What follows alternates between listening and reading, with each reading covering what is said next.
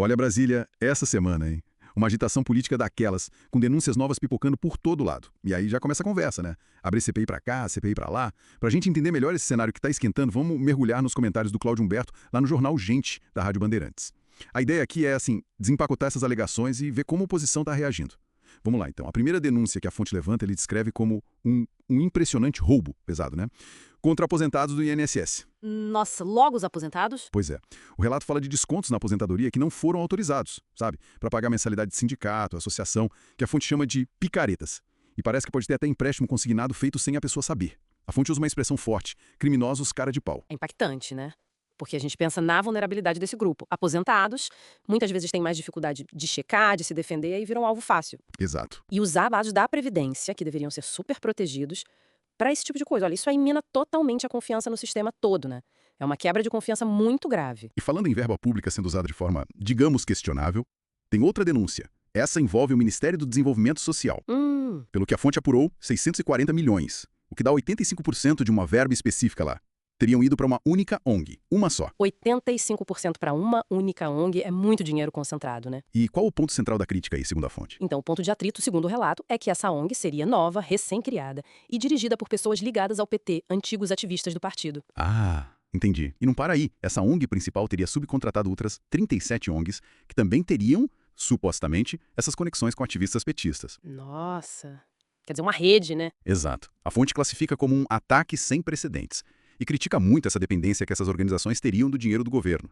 Dinheiro que sai do nosso bolso, é a expressão usada. Olha, se a gente pensar bem, concentrar um volume tão grande de recurso público numa rede de organizações com supostas ligações partidárias, isso levanta, no mínimo, muitas perguntas, né? Sobre os critérios de escolha, sobre a impessoalidade que deveria existir na gestão pública. Cadê a transparência nisso tudo?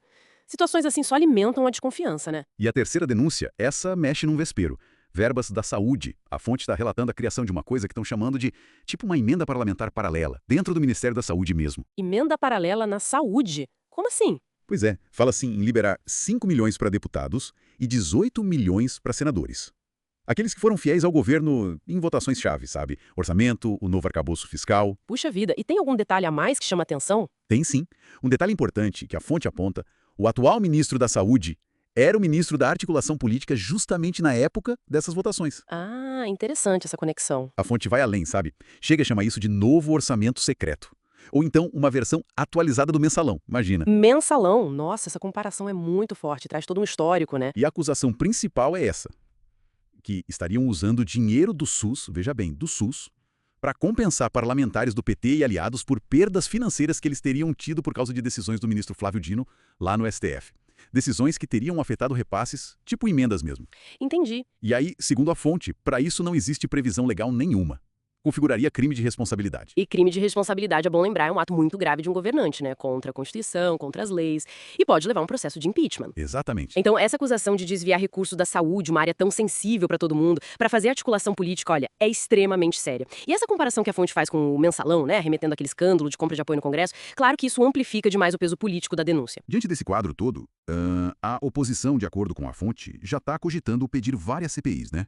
Uma para o INSS, outra para as ONGs, outra para essa questão da saúde. O movimento natural da oposição, né? Investigar. Sim, e até um novo pedido de impeachment voltou a ser mencionado nos bastidores, segundo o relato.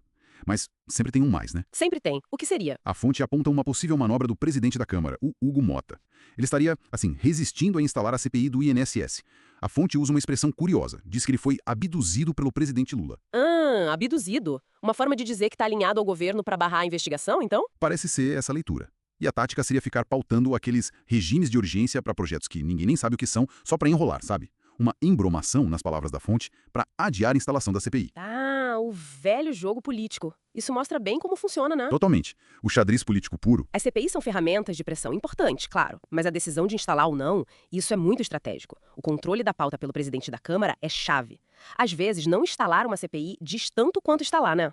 Sobre os acordos, as negociações. É verdade. Então, para resumir o cenário que a fonte descreve, são múltiplas frentes de acusações bem graves contra o governo, uma oposição se articulando para investigar e, do outro lado, a presidência da Câmara manobrando, tentando conter os danos, segundo esse relato. Como a própria fonte conclui sobre Brasília. Aqui, ninguém morre de monotonia. Com certeza não. E fica uma reflexão importante para quem nos ouve, né? Se essas alegações sobre o uso de dinheiro público, seja do INSS, do desenvolvimento social, do SUS para fins políticos ou para favorecer grupos específicos, surgem com tanta frequência, como é que nós, como sociedade, podemos fortalecer nossos próprios mecanismos de fiscalização, de cobrar transparência, cobrar responsabilidade, mecanismos que funcionem de verdade, sabe? Para além das CPIs que muitas vezes acabam sendo capturadas por esse mesmo jogo político. Uma pergunta fundamental mesmo. Bom, agradecemos muito a sua companhia nesta análise. A gente que agradece a audiência. E fica o convite. Não deixe de se inscrever no canal Direito em Pauta para continuar acompanhando nossas conversas e análises. Até a próxima.